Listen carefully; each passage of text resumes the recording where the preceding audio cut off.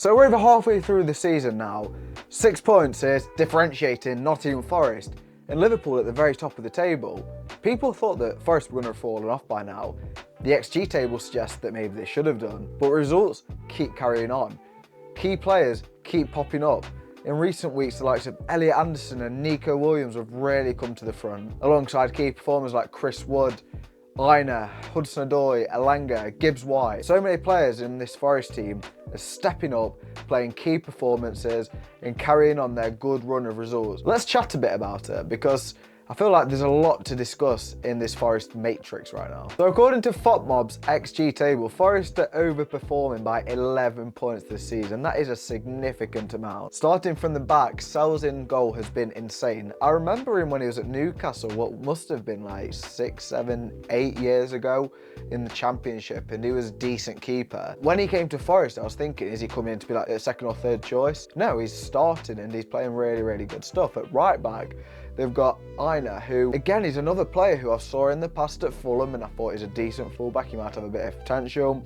Came through Chelsea's youth academy. He's a bow-footed fullback who can get forward. He's really good 1v1 defender and he's got a good eye for a pass. Very good player. Centre-backs Milenkovic and Murillo have formed an amazing partnership.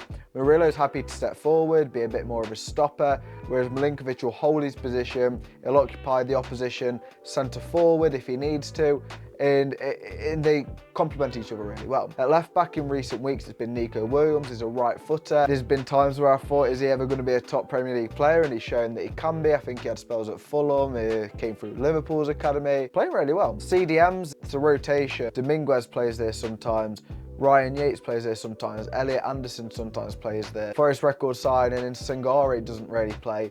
Danilo, who's been good for them for last season basically, has been injured all season and can't even get into their first 20 for game day. And those CDMs are pivotal in a Nuno, Espirito, Santo system because they're the link between the front four and the back four normally, especially in transition. Elliot Anderson's brilliant at that because he's good at getting forward if he needs to and leaving, you know, the other central defensive midfielder alone. But he's also a good player at defending. He's a classic 8. He's good in both boxes and in transition as well. Right winger Langa's really coming into it this season. He's a both-footed player. Again, he can go inside or he can skim the defender on the right. I feel like he gets a lot of goals alongside Chris Wood. I'd be interested to see the stats on how many contributions he's actually got with each other. And then at attacking midfield, if it's not Gibbs-White playing, it's Elliot Anderson, but Gibbs-White normally plays there. Signed for 40 million when they first came up 2-3 seasons ago. I'm a Sheffield United fan and I remember how good he was. I'm not surprised that he's performing at the top level in the Premier League. If you build a system that complements Gibbs-White well, you'll get the best out of him and he's a world-class performer on his day. Left wing, Callum Hudson-Odoi is a bit of a one-trick pony. Always likes to cut in onto his right foot, but another player who was a one-trick pony was Ian Robben. He played until he was like 35 and nobody could stop him. So Hudson-Odoi, although he's a one-trick pony, people know what he's going to do. Stopping it is a different question. And then up front, Chris Wood, he is a wonder-unk. I saw that trending on Twitter lately, old players who just come into their prime at like 32. Chris Wood, I remember him at Burnley being a complimentary player for a striker, whoever's next to him, and playing decent in the front too, but I never expected him to be a target man, complete forward, finisher, poacher, deep line forward, whatever role you want to call him, because he's contributing to an elite level in every part of the matches, in every part of Forest games right now, and it's unbelievable. Forest finished 17th last season. The fact that they're in third now is unbelievable.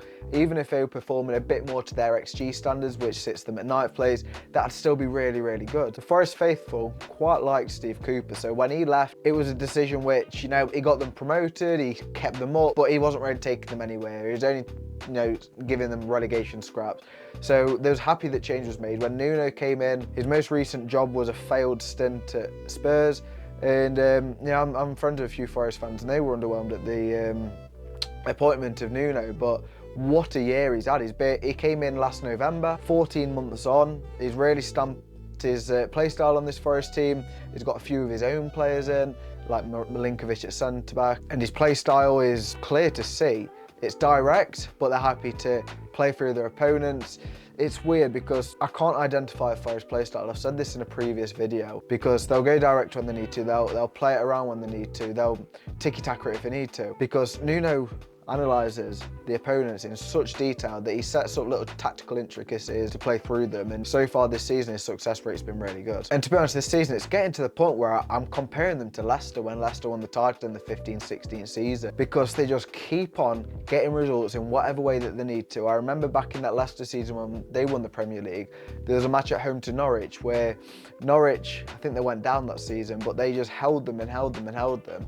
And then a player in Leonardo came off the bench and scored the winning goal in that match. Now Forest, they've got key players in their system like Ulloa, who necessarily isn't starting, but they'll come on and make an impact. You look at Forest's most recent result, which was a shaky 3-2 win at home to bottom team Southampton.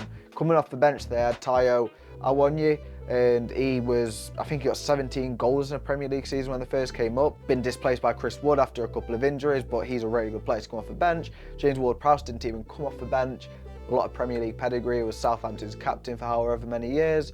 Ryan Yates coming off the bench, he knows the club, and I feel like that's something key in a situation where you're rising up the tables, churning out results, culture. Forest have got that. Ryan Yates is definitely a big part in that. And also bringing on Jota on the wing.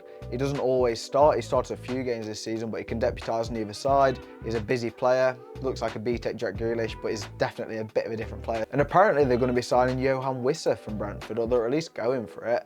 A bid of 22 million has been declined, but it's not often that teams place a bid and get the first one accepted. So watch that space, because if Wissa comes in, he can cover Chris Wood and he can cover Hudson-Odoi and he can cover Elanga, which might just churn them up the table even more. The key difference between Leicester's title winning campaign and this season for Forest is that in Leicester's title winning campaign, all the big teams bottled it. Man City were nowhere to be seen. Manchester United had fallen off a cliff at this point. Chelsea having a poor season under Mourinho, I think it was.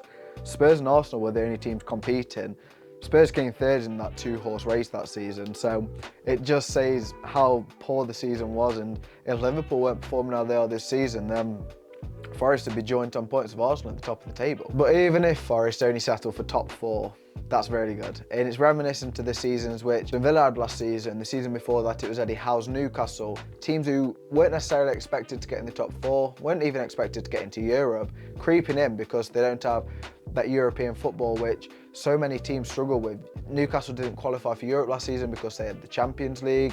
Aston Villa aren't in the Champions League spots as it stands because they're playing in the Champions League, although they did have the Europa Conference League last season, so they're coping a little bit better. But it's so notable when a team doesn't have to have an extra, 8 to 12 matches a season in the midweek for European fixtures, because they get that extra time on the training pitch, rest and recovery, tactical studying. It helps so much. And for that reason alone, I feel that Forest are going to maintain their top 6 push. Top 4 might be a bit ambitious, but there's no reason shown why they're going to get stopped. Although as the season goes on, they might get found out. Teams don't know how to find them out. I remember when Nuno was at Wolves, teams struggled against them in large parts, although he never had success like this. He got Wolves 7th at one stage. With a better squad at Forest, with more investment, with a bit more of a culture going, where is he going to finish? We'll have to see. So let me know down in the comments, where do you think Forest are going to finish? I'm going to say 4th. I'm not going to say who's going to surround them, but 4th is what I'm saying. So let me know down in the comments. Thank you very much for watching this video. Please subscribe if you got anything from it, and I will catch you in the next one.